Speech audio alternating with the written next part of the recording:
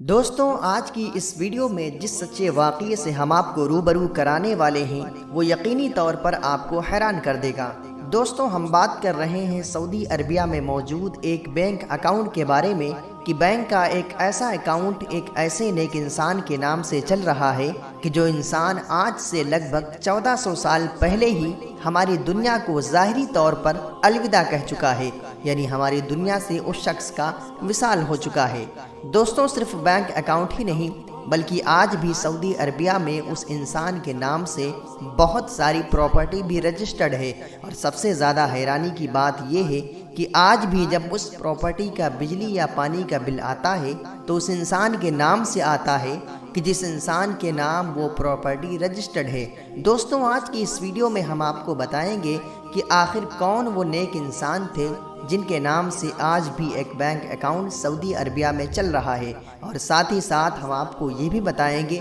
کہ آخر وہ بینک اکاؤنٹ کب، کیسے اور کس لیے شروع ہوا تھا۔ تو بنے رہیے ہمارے ساتھ۔ اس ویڈیو کو شروع کرنے سے پہلے ایک چھوٹی سی گزارش ہے کہ آپ نے ابھی تک ہمارے چینل کو سبسکرائب نہیں کیا ہے تو اسی طرح کے انٹرسٹنگ ویڈیوز دیکھنے کے لیے ہمارے چینل کو سبسکرائب کریں، بیل آئیکن کو پریس کریں تاکہ ہماری ہر آنے والی ویڈیو کا نوٹیفیکیشن آپ تک پہنچتا رہے۔ دوستوں، یہ واقعہ ہے تقریباً 622 عیسوی کا کہ مکہ میں مسلمانوں کو حد سے زیادہ پریشان کیا جانے لگا تو اسلام کے آخری پیغمبر حضرت محمد صلی اللہ علیہ وسلم نے مدینہ کی طرف ہجرت کی، یعنی وہ لوگ مکہ شریف چھوڑ کر مدینہ شریف میں رہنے کے لیے آ گئے۔ اس دور میں مدینہ شہر میں بھی پانی کی حد سے زیادہ کمی تھی۔ پورے شہر میں صحیح پانی کا صرف ایک ہی کنواں تھا اور اس کا مالک ایک یہودی انسان تھا۔ وہ یہودی آدمی مسلمانوں کو دوسرے لوگوں کے مقابلے میں پانی مہنگا دیا کرتا تھا، کیونکہ اب زیادہ تر مسلمان غریب ہی تھے، اس لیے مسلمان پانی کو لے کر مدینہ میں بہت زیادہ پریشان رہنے لگے۔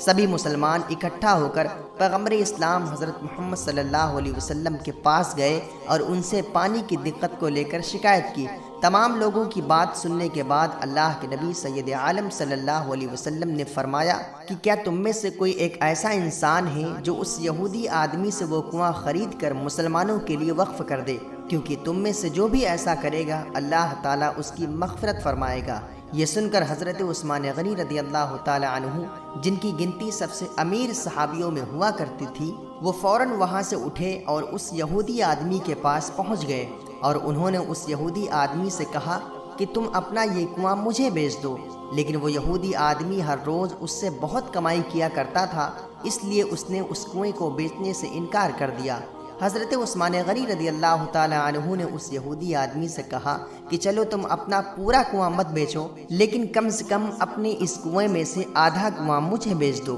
یعنی اس کنویں کا ایک دن کا پانی تمہارا ہوا کرے گا اور ایک دن کا میرا ہوا کرے گا۔ اس بات پر وہ یہودی آدمی فوراً تیار ہو گیا اور اس نے اپنا آدھا کنواں حضرت عثمان غنی رضی اللہ تعالی عنہ کے ہاتھ بیچ دیا، کیونکہ وہ یہودی آدمی یہ سوچ رہا تھا کہ حضرت عثمان غنی رضی اللہ تعالی عنہ اپنا دن آنے پر پانی کو مجھ سے بھی زیادہ مہنگا کر کے بیچا کریں گے، اس لیے اگلے دن میری کمائی زیادہ ہوا کرے گی۔ لیکن کنواں خریدنے کے بعد حضرت عثمان غنی رضی اللہ تعالی عنہ نے وہ کیا کہ جس کی اس یہودی انسان کو امید بھی نہیں تھی۔ حضرت عثمان غنی رضی اللہ تعالی عنہ نے مسلمانوں کے لیے اپنا دن کا پانی ہمیشہ کے لیے فری کر دیا۔ اب جب بھی حضرت عثمان غنی کا دن آتا تو مدینے کے سارے لوگ اس کنویں سے اتنا پانی بھر کر اپنے گھر کو لے جایا کرتے تھے کہ جو پانی ان کے اگلے دن کے لیے بھی کافی ہوا کرتا تھا۔ اب اس طرح سے اس یہودی آدمی کی کمائی بالکل ختم ہو چکی تھی، چونکہ مدینے کا کوئی بھی انسان اب اس کے پاس پانی لینے نہیں آیا کرتا تھا۔ جب اس یہودی آدمی نے دیکھا کہ حضرت عثمان غنی رضی اللہ تعالی عنہ کے ایک دن کنواں فری کرنے کی وجہ سے اس کی کمائی ہمیشہ کے لیے ختم ہو گئی ہے، تو اس نے اب حضرت عثمان غنی سے ریکویسٹ کی کہ برائے مہربانی میرا پورا کنواں خرید لیجئے۔ حضرت عثمان غنی نے اس کی درخواست کو قبول کیا اور لگ بھگ 35,000 درہم میں اس کنویں کو خرید لیا، اور وہ کنواں مدینے میں رہنے والے ہر عام اور خاص انسان کے لیے ہمیشہ کے لیے فری کر دیا۔ بتایا جاتا ہے کہ کچھ وقت گزر جانے کے بعد ایک بار حضرت عثمان غنی رضی اللہ تعالی عنہ کے پاس مدینے کا ایک امیر آدمی آیا اور اس نے حضرت عثمان غنی رضی اللہ تعالی عنہ کے سامنے یہ پیشکش کی کہ میں تمہیں تمہارے اس کنویں کنویں کی 2 گنی قیمت دوں گا، یہ کنواں آپ مجھے بیچ دو۔ لیکن حضرت عثمان غنی رضی اللہ تعالیٰ عنہ نے اس سے جواب دیا کہ مجھے دوسری جگہ سے تم سے بھی زیادہ قیمت مل رہی ہے، لہٰذا میں اس کو نہیں بیچوں گا۔ اس کے بعد اس آدمی نے کہا چلو میں تمہیں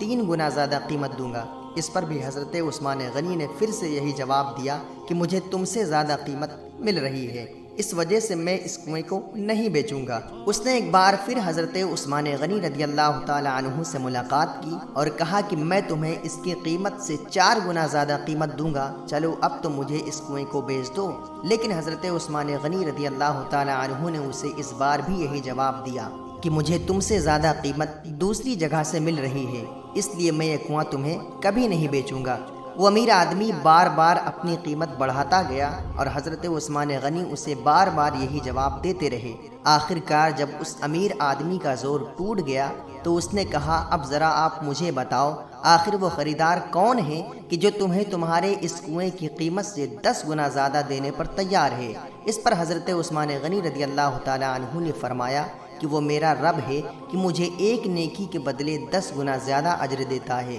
یعنی 10 گنا زیادہ بدلہ دیتا ہے، اسی لیے میں کبھی نہیں چاہوں گا کہ میں اس کو بیچ کر اپنی نیکیوں کو ختم کر لوں۔ دوستوں، وقت گزرتا گیا اور یہ کنواں لوگوں کی پیاس بجھاتا رہا۔ پیغمبر اسلام حضرت محمد صلی اللہ علیہ وسلم کے ظاہری طور پر اس دنیا سے چلے جانے کے بعد جب خلافت کا دور شروع ہوا تو حضرت عثمان غنی کا دور آتے آتے اس کنویں کے آس پاس میں بہت سارے کھجور کے درخت بھی لگائے جا چکے تھے، یعنی یہاں پر کھجور کے پیڑوں کا ایک باغ بن چکا تھا۔ وقت کے ساتھ ساتھ حکومت اور سلطنتیں بدلتی رہیں، لیکن یہ کنواں اور کھجور کا باغ ویسے ہی رہا جیسے اس دور میں ہوا کرتا تھا۔ 20ویں صدی کے شروع میں جب سلطنت عثمانیہ ختم ہوئی اور عرب میں آل سعود کی حکومت کا دور شروع ہوا تو یہ باغ اب پہلے سے بھی زیادہ بڑا ہو چکا تھا اور اس باغ میں اب کھجور کے لگ بھگ 1600 سے بھی زیادہ پیڑ موجود تھے۔ وقت کی حکومت نے اس کے چاروں طرف باؤنڈری کروائی اور اس کے بعد باغ کی وہ پوری پراپرٹی